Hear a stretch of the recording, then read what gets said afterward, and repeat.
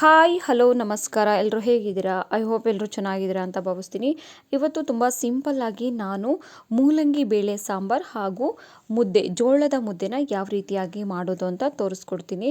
ಇದು ಆರೋಗ್ಯಕ್ಕೆ ತುಂಬ ಒಳ್ಳೆಯದು. ನಾನು ನಿನ್ನೆ ರಾತ್ರಿ ಇದನ್ನು ಊಟಕ್ಕೆ ಸ್ಪೈಸಿಯಾಗಿ ಮಕ್ಕಳು ಸಹ ತುಂಬ ಇಷ್ಟಪಟ್ಟು ತಿನ್ನುವಂತಹ ಮೂಲಂಗಿ ಬೇಳೆ ಸಾಂಬಾರನ್ನು ಮಾಡಿದ್ದೀನಿ. ಯಾವ ರೀತಿಯಾಗಿ ನಾನು ಮೂಲಂಗಿ ಬೇಳೆ ಸಾಂಬಾರನ್ನು ಅವರೇ ಬೇಳೆ ಹಾಕಿ ಮಾಡಿದ್ದೀನಿ ಅನ್ನೋದನ್ನು ನಿಮಗೆ ತೋರಿಸ್ಕೊಡ್ತೀನಿ. ಜೋಳದ ಮುದ್ದೆ ಅಥವಾ ರಾಗಿ ಮುದ್ದೆ ಅನ್ನಕ್ಕೆ ಒಳ್ಳೆ ಕಾಂಬಿನೇಷನ್ ಈ ಒಂದು ಮೂಲಂಗಿ ಬೇಳೆ ಸಾಂಬಾರು. ಅವರೇ ಬೇಳೆ ಅಥವಾ ತೊಗರಿ ಬೇಳೆ ಹಾಕಾದರೂ ಈ ಒಂದು ಮೂಲಂಗಿ ಬೇಳೆ ಸಾಂಬಾರನ್ನು ಮಾಡ್ಬೋದು. ಬಟ್ ನಾನಿವತ್ತು ಅವರೇ ಬೇಳೆ ಹಾಕಿ ಈ ಒಂದು ಮೂಲಂಗಿ ಬೇಳೆ ಸಾಂಬಾರನ್ನು ಮಾಡಿದ್ದೀನಿ. ನಾನಿಲ್ಲಿ ಮೊದಲೇದಾಗಿ 3 ಮೂಲಂಗಿನ ತೊಗೊಂಡಿದ್ದೀನಿ. ನಾನಿವಾಗ ಸಾಂಬಾರಿಗೆ ಖಾರನ ರೆಡಿ ಮಾಡ್ಕೊಬಿಡೋಣ. 1 ಬೌಲಷ್ಟು ತೆಂಗಿನಕಾಯಿ, 1 ಹಿಡಿಯಷ್ಟು ನಾಟಿ ಬೆಳ್ಳುಳ್ಳಿ, ಜೊತೆಗೆ ಮನೇಲೇ ಮಾಡಿರುವಂತಹ ಖಾರದ ಪುಡಿ, ಜೊತೆಗೆ ಸ್ವಲ್ಪ ಸಾಂಬಾರು ಪುಡಿ ಅಂದರೆ ಮನೇಲೇ ತಯಾರು ಮಾಡಿರುವಂತಹ ಸಾಂಬಾರು ಪುಡಿ ಎರಡನ್ನೂ ಸಹ 1.5 ಸ್ಪೂನಷ್ಟು ಆ್ಯಡ್ ಮಾಡ್ಕೊಂಡಿದ್ದೀನಿ.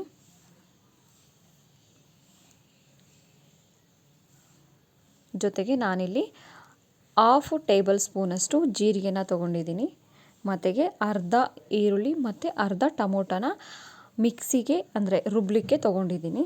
ಜೊತೆಗೆ ಸ್ವಲ್ಪ ನೆನೆಸಿಟ್ಟಿರುವಂತಹ ಹುಣಸೆ ಹಣ್ಣನ್ನು ತೊಗೊಂಡಿದ್ದೀನಿ. ಜೊತೆಗೆ 1 ಹಿಡಿಯಷ್ಟು ಕೊತ್ತಂಬರಿ ಸೊಪ್ಪನ್ನು ಸಹ ಆ್ಯಡ್ ಮಾಡ್ತಾಯಿದ್ದೀನಿ. ಮತ್ತು ರುಬ್ಲಿಕ್ಕೆ ನಮಗೆ ಎಷ್ಟು ಬೇಕೋ ಅಷ್ಟು ಪ್ರಮಾಣದಲ್ಲಿ ನಾನು ನೀರನ್ನು ತೊಗೊಂಡಿದ್ದೀನಿ. ಇದನ್ನು ರುಬ್ಕೊಬಿಡೋಣ ನುಣ್ಣಗೆ. ಈ ಕಡೆ ಒಂದು ಕುಕ್ಕರ್ಗೆ ತೊಳೆದು ನೆನೆಸಿಟ್ಟಿರುವಂತಹ ಅವರೆಬೇಳೆ ಜೊತೆಗೆ ಕಟ್ ಮಾಡಿರುವಂತಹ ಮೂಲಂಗಿನ ತೊಗೊಂಡಿದ್ದೀನಿ. 3 ಮೂಲಂಗಿನ ಮೇಲಿನ ಸಿಪ್ಪೆ ರಿಮೂವ್ ಮಾಡಿ ಈ ಥರ ನಿಮ್ಗೆ ಯಾವ ಶೇಪಲ್ಲಿ ಬೇಕೋ ಆ ಶೇಪಲ್ಲಿ ನೀವು ಕಟ್ ಮಾಡ್ಕೋಬೋದು. ಬಟ್ ನಾನು ಯಾವಾಗಲೂ ರೌಂಡಲ್ಲೇ ಕಟ್ ಮಾಡ್ಕೊಳ್ಳೋದು, ಯಾಕೆಂದರೆ ಮಕ್ಕಳು ಸಹ ತುಂಬ ಇಷ್ಟಪಟ್ಟು ತಿಂತಾರೆ. ಮಕ್ಕಳಿಗೆ ನಾವು ವಿಭಿನ್ನವಾಗಿ ತರಕಾರಿಗಳನ್ನು ಕಟ್ ಮಾಡಿಕೊಡೋದ್ರಿಂದ ಅವರು ತುಂಬ ಕ್ಯೂರಿಯಾಸಿಟಿಯಾಗಿ ತಿನ್ನೋ ಥರ ನಾನು ಮಕ್ಕಳಿಗೆ ಮಕ್ಕಳಿಗೋಸ್ಕರ ಈ ಥರ ಕಟ್ ಮಾಡಿ ಕೊಡ್ತೀನಿ. ಸೊ ಹಸಿದನ್ನು ಸಹ ನನ್ನ ಮಕ್ಕಳು ತಿಂತಾರೆ. ಸ್ವಲ್ಪ ಖಾರ ಅಂತಾರೆ, ಬಟ್ ಓಕೆ ತಿಂತಾರೆ. ಬಟ್ ಸಾಂಬಾರಲ್ಲಿರೋದಂತೂ ನಾನು ಎಷ್ಟು ಪ್ರಮಾಣದಲ್ಲಿ ಹಾಕಿರ್ತೀನಿ ಅವ್ನು ಖಾಲಿ ಮಾಡೇ ಮಾಡ್ತಾರೆ. ನಾನಿಲ್ಲಿ ಸ್ವಲ್ಪ ಅರಿಶಿಣದ ಪುಡಿ ಮತ್ತು ರುಚಿಗೆ ತಕ್ಕಷ್ಟು ಉಪ್ಪನ್ನು ಹಾಕಿ ಲಿಡ್ ಕ್ಲೋಸ್ ಮಾಡಿ 1 ವಿಷಲ್ ಕೂಗಿಸ್ತಿದ್ದೀನಿ. ನೋಡ್ತಾ ಇದ್ದೀರಲ್ಲ, ಮೂಲಂಗಿ ಚೆನ್ನಾಗಿ ಬೆಂದಿದೆ.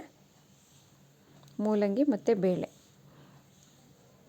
1 ವಿಷಲಿಗೆ ತುಂಬ ಚೆನ್ನಾಗಿ ಬೆಂದ್ಬಿಡುತ್ತೆ. ಅವರೇ ಬೇಳೆನ ನಾನು ಸ್ವಲ್ಪ ನೆನೆಸಿಟ್ಟಿರೋದ್ರಿಂದ ಅವರೇ ಬೇಳೆನೂ ಸಹ ಚೆನ್ನಾಗಿ ಬೆಂದಿದೆ. ನಾನು ಈ ಕಡೆ ಒಗ್ಗರಣೆಗೆ ರೆಡಿ ಮಾಡ್ಕೊಬಿಡೋಣ. 1 ಸೌಟಷ್ಟು ನಾನು ಆಯಿಲ್ ಹಾಕ್ತಾಯಿದ್ದೀನಿ. ಸ್ವಲ್ಪ ಸಾಸಿವೆ ಸಿಡಿಸ್ಬಿಡೋಣ.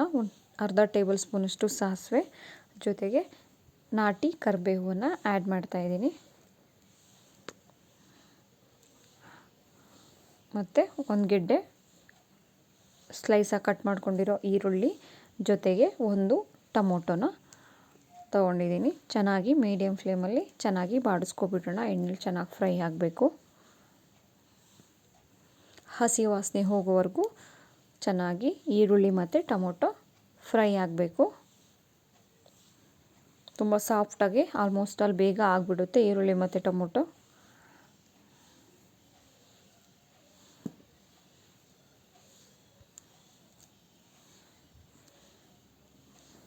ನೋಡಿದ್ರಲ್ಲ, ಫ್ರೈ ಆಗ್ತಾಯಿದೆ.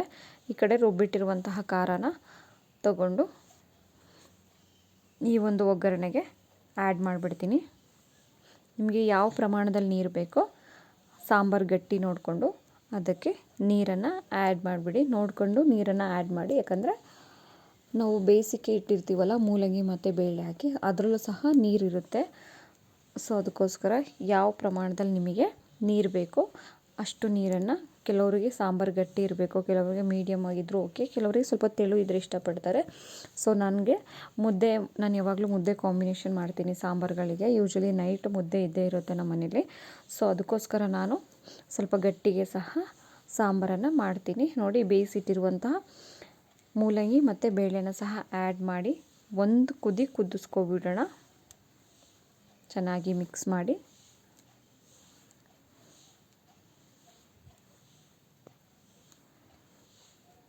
ನೋಡಿ. ಅದಕ್ಕೆ ನಾನು ನೀರನ್ನು ಬೆರಗಿಸಿದ್ದೀನಿ. ಫೈನಲಿ ಸಾಂಬಾರು ಒಂದು ಹದಕ್ಕೆ ಕುದೀತಾ ಇದೆ. ಫೈನಲಿ ರುಚಿಯಾದಂತಹ ಹೆಲ್ದಿ ಫುಡ್, ನಿನ್ನೆ ರಾತ್ರಿ ಊಟಕ್ಕೆ ಮಾಡಿರುವಂತಹ ಮೂಲಂಗಿ ಬೇಳೆ ಸಾಂಬಾರು, ಜೋಳದ ಮುದ್ದೆ ಮತ್ತು ಮೊಟ್ಟೆ ತುಂಬ ಹೆಲ್ತಿ ಆ್ಯಂಡ್ ಟೇಸ್ಟಿ. ನೀವು ಒಮ್ಮೆ ಟ್ರೈ ಮಾಡಿ. ಮಕ್ಕಳ ಆರೋಗ್ಯದ ಬಗ್ಗೆಯೂ ಸಹ ಹೆಚ್ಚಿನ ಒಂದು ಗಮನ ಕೊಡಿ. ಸೊ ಇದೇ ರೀತಿಯಾಗಿ ರಜನಿ ವ್ಲಾಗ್ಸ್ನ ನೋಡ್ತಾ ಇರಿ, ಸಬ್ಸ್ಕ್ರೈಬ್ ಮಾಡಿ. ಈ ಒಂದು ವಿಡಿಯೋ ಇಷ್ಟ ಆಗಿದರೆ ನಿಮ್ಮ ಫ್ರೆಂಡ್ಸ್ ಆ್ಯಂಡ್ ಫ್ಯಾಮಿಲಿ ಗ್ರೂಪ್ಗಳಿಗೆ ಶೇರ್ ಮಾಡಿ. ಮತ್ತೆ ಮುಂದಿನ ವಿಡಿಯೋದಲ್ಲಿ ಸಿಗ್ತೀನಿ. ಧನ್ಯವಾದಗಳು. ಇನ್ನು ಯಾರೆಲ್ಲ ನಮ್ಮ ಯೂಟ್ಯೂಬ್ ಚಾನಲ್ನ ಸಬ್ಸ್ಕ್ರೈಬ್ ಮಾಡಿಲ್ವೋ ದಯವಿಟ್ಟು ಸಬ್ಸ್ಕ್ರೈಬ್ ಮಾಡಿ, ಬೆಲ್ ಐಕನ್ನ ಪ್ರೆಸ್ ಮಾಡಿ.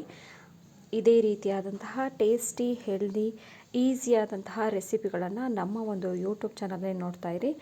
ನಿಮ್ಮ ಅಭಿಪ್ರಾಯವನ್ನು ನಮ್ಮೊಂದಿಗೆ ತಿಳಿಸಿ. ಧನ್ಯವಾದ.